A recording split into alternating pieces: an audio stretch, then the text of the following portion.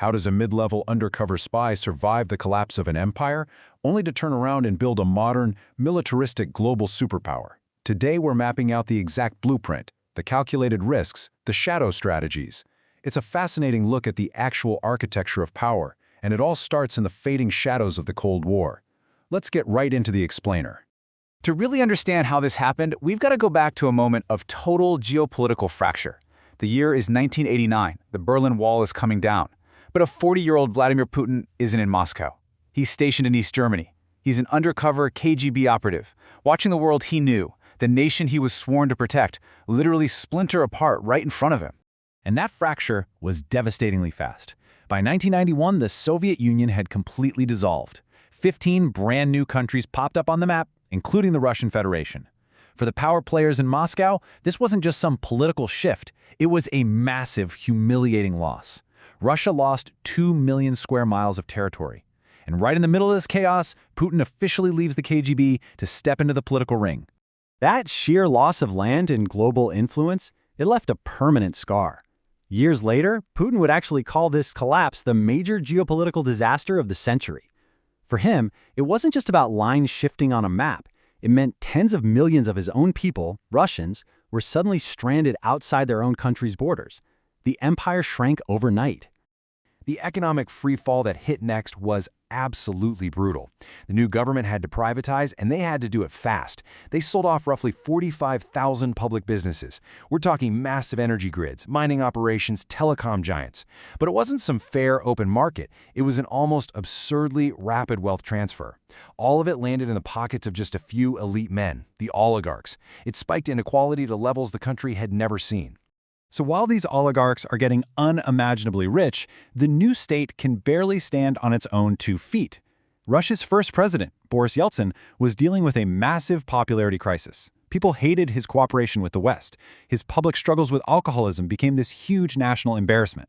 And to keep his fragile grip on power, Yeltsin became completely dependent on those new billionaires. He basically handed over the keys to the state. But a weak government and powerful billionaires, that's the perfect ladder if you know how to climb it. Putin moves to St. Petersburg as deputy mayor and starts using that local power to hand out special favors to the private sector.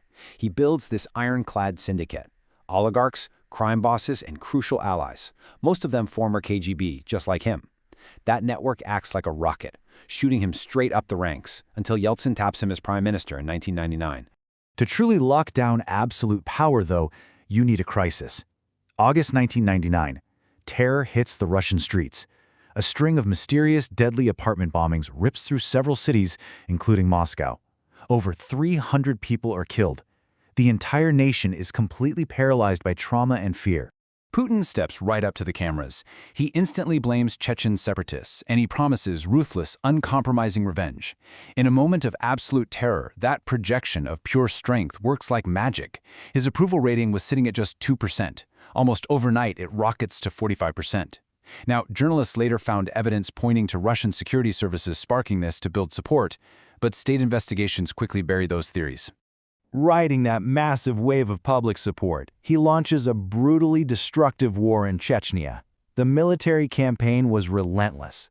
They practically leveled the Chechen capital of Grozny from the air. The human cost was staggering, an estimated 80,000 deaths. But in less than a year, the breakaway region was brought violently back under Moscow's control. December 1999. A totally embattled Boris Yeltsin steps down. Putin slides in as acting president and months later officially wins the election. Once he's sitting in the big chair, he rewrites the rules for the ruling class. The Wild West days of the 90s are dead. The new law is simple: support the regime and get rewarded. Oppose it and get eliminated. He needed to prove it, so he went after the biggest target on the board, Mikhail Khodorkovsky, the richest oil magnate in Russia. They hit him with embezzlement charges, locked him in a cage, and sentenced him to 14 years. Everyone knew what it really was: a direct vendetta for dabbling in opposition politics. With one move, the untamable oligarchy was instantly brought to heel. What's really fascinating here is how he played the international game while building this fortress at home. He kept up a highly cooperative facade with the West. Relations with the US were actually pretty warm. He even went on vacation to President George W. Bush's summer home. It worked so well that Bush publicly stated he looked the man in the eye and found him to be straightforward and trustworthy. Fast forward to 2008, he hits a legal brick wall. The Russian constitution strictly limits presidents to 2 consecutive terms, but he finds a beautifully calculated loophole. He sets up a seamless power swap. He steps down, installs his loyal ally Dmitry Medvedev as the face of the presidency, and simply slides into the prime minister's seat. He's still pulling every single string without technically breaking the letter of the law. It was exactly during this window, while playing prime minister, that the playbook shifts heavily to foreign aggression. August 2008. Russia invades the former Soviet Republic of Georgia. They use the excuse of backing pro-Russian separatists, roll the military in, and swiftly annex 2 territories. The international community is outraged, but it clearly signals that a much more aggressive Russia is back on the board. By 2012, the loophole had done its job. He formally returns to the presidency in a massive landslide. But the mood in the country was shifting, so he answers with an iron-fisted domestic crackdown. State television is fully centralized into a hardcore propaganda machine. Civil liberties vanish. If you dissent, you go to jail. He made a global spectacle out of locking up activists, like the punk group Pussy Riot, just for protesting inside a church. From there, the strategy evolves. It moves past just tanks and troops and steps into the shadows. Abroad, he backs Bashar al-Assad's regime in Syria with traditional fighter planes. But at the exact same time, he's building the world's most dangerous cyber army. They hack classified U.S. political emails. They shut down Georgia's entire internet during the invasion. They sabotage the 2016 U.S. elections. And they pump money into right-wing campaigns all across Europe. This masterclass in hybrid warfare, combining military force with digital disruption, hits a boiling point in 2014. Putin watches neighboring Ukraine start shifting its alliances toward the West, maybe even looking to join NATO. So he unleashes this exact shadow playbook right across his own borders. The execution was flawless. First, Russian hackers flood Ukraine's eastern regions with propaganda to stoke protests. Next, disguised troops, forces in tactical gear with 0 official insignias, quietly slip across the border. And before the international community can even react to the violence, the Russian military rolls in and completely annexes the Crimean Peninsula. Taking Crimea wasn't the end of it. The Kremlin just kept quietly pumping violence and support into eastern Ukraine. By 2017, this deliberate, grinding intervention had cost over 9,000 lives. All of it designed to bleed a neighboring country dry just to maintain absolute dominance in the region. Look at the geopolitical ledger here. This aggressive strategy totally rallied the Russian citizens and grabbed new territory. So why does this matter to us globally? Because the blowback was massive. It triggered completely crippling sanctions from the West. It upended global energy markets, fractured international trade, and sent the value of the Russian currency absolutely plunging into the dirt. And here is the ultimate paradox of this whole grand design. The relentless drive for authoritarian global dominance has severely punished the Russian people.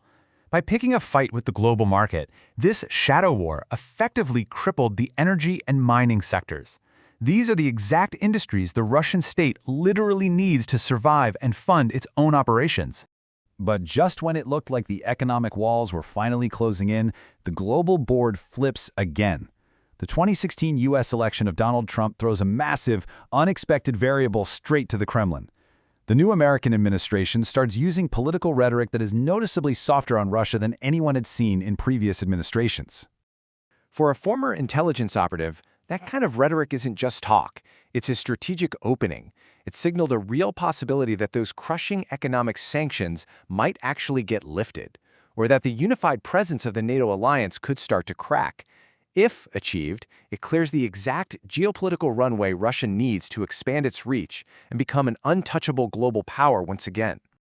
So, as we wrap up this explainer, tracing this path from the ashes of a fallen empire to a modern digital fortress, we're left staring at a critical question. By weaponizing information, exploiting our global divides, and mastering the art of the shadow war, has the architect of this modern surveillance state already permanently rewritten the rules of the world order?